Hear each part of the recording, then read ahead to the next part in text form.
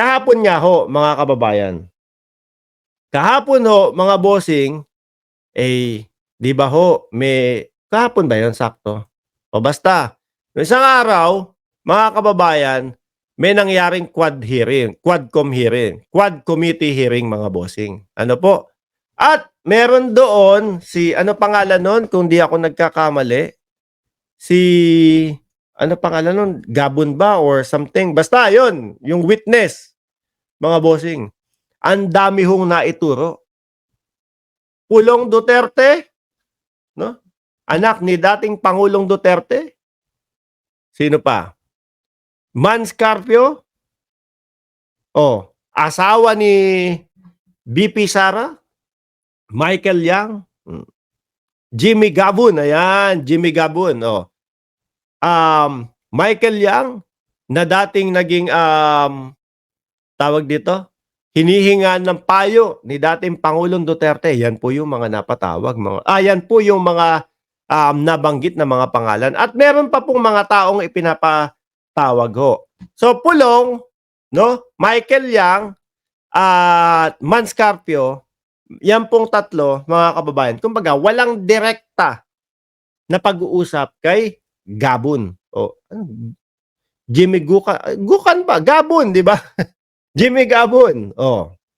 Walang direktang pag-uusap. So mga kababayan, yung tatlo na yan, hindi po papatawag yan sa Kongreso.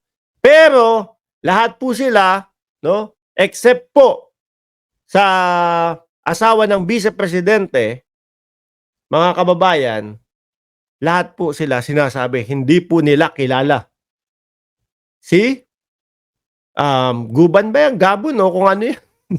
Jimmy Gukan, yan. Basta, Gabon, Hindi daw ho nila kilala si Jimmy Gabon, mga kababayan. So, eto, isa-isa na din pong rumesbak. Pero ang kunin lang natin yung kay Pulong Duterte. Sinungaling yan! He's Jimmy Guban po, not Gabon. Ayan. Sinungaling yan! No? Paulo Duterte denies drug smuggling linked by ex-BOC Bureau of Custom Intel Officer, mga kababayan. Ayan po, siyempre dahil po yan, hindi pa naman natin sila naririnig, mga kababayan. So sa gitna lang ho tayo. Sabi ni Paulo Duterte, sinungaling daw po. Ano ang explanation niya dito, mga bossing? Ito yung kabuuang explanation niya dito. Hindi ko po kilala. Ibaba ko lang ha. Hindi ko po kilala. Si Jimmy Guban at sigurado ako na hindi rin niya ako kilala. Baka siya hindi niya kilala si Guban. Pero siya, malamang kilala ni Guban yan. Dahil malalaki pong tao yan, mga kababayan. Di ba?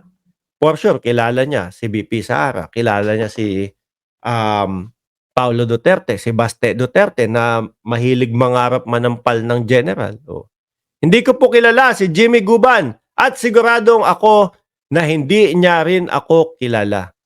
Wala kaming anumang transaksyon o ugnayan kaya walang rason na siya ay pagbantaan kung babanggitin man niya ang pangalan ko. Kasi po nasabi ni ni Jimmy Guban doon sa hearing, mga kababayan. Nasabi niya doon. Sabi daw sa kanya, "Huwag mong babanggitin ang tatlong pangalan na ito. Michael Yang, Pulong Duterte, at si Mans Carpio." Yung tatlo daw po. Bakit daw ho, mga kababayan? Kasi matetegi daw po. At pinagbantaan daw po, mga bossing, na alam kung nasaan, no, ang kanyang anak. Nandoon daw sa Makati, mga bossing. So ngayon, ayan po yung pahayag ni Pulong Duterte. Hindi niya daw po kilala. At yung ibang tao din po, mga kababayan. Hindi ko din kilala yung ibang tao no? Pero siyempre, kung sino po yung mga sikat dyan, yan na lang po. Lahat po ng nabanggit na pangalan, except kay Mans Carpio, na hindi pa din po nagsasalita, wala pong sinasabi, hindi po nila kilala si Jimmy Guban.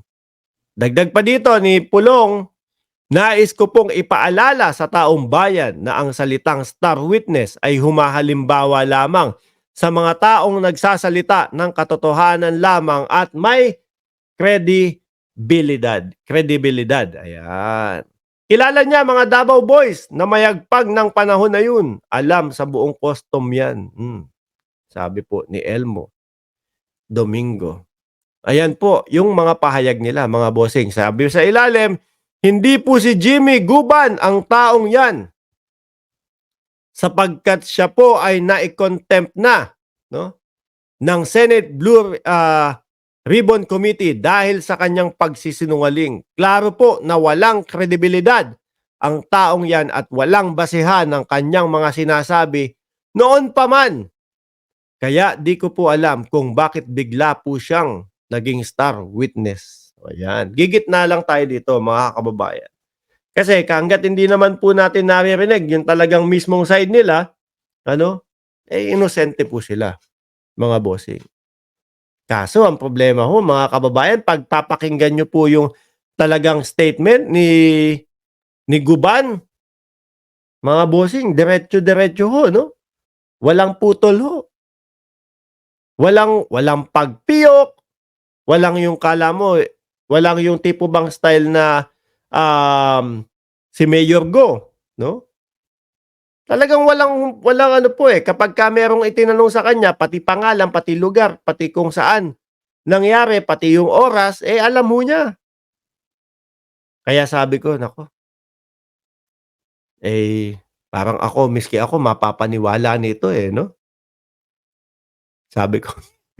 Pero ulitin ko ho, gigit na lang ho tayo dyan. Hanggat hindi po natin naririnig talaga yung bawat panig po, mga kababayan. Yung mga ganitong sinasabi nila, hindi ko kilala yan. Maaring hindi kilala, o maaring sila, hindi nila kilala, pero sila kilala ng tao. Di ba? Sabi ni Jocelyn Reyes, very consistent sumagot. Di nagkakamot. Sabi naman ni Annabel ganun po yung totoong nagsasabi, Sir Mark. Yun, no? Walang, non-stop talaga siya. At talagang kapag kayong tinanong sa kanya, lahat lahat maririnig mo Romy Lagrana, lumilitaw yung sinasabi ni Senator Trillanes about tato ni Pulong sa likod. Triad member. Rowena Yamane, Las Cañas involved Pulong of this issue but the sitting president was then digong. So walang nangyari. Posible ganun din ho yata, mga kababayan. No? Yung sinasabi ni Jimmy Gabon. Kung nung panahon nila, walang mangyayari. Ngayon, panahon, iba na ang nakaupo, nakikita ko na mas pantay. Sabi niya doon sa hearing, mas pantay tumingin sa hustisya ang nakaupong presidente ngayon.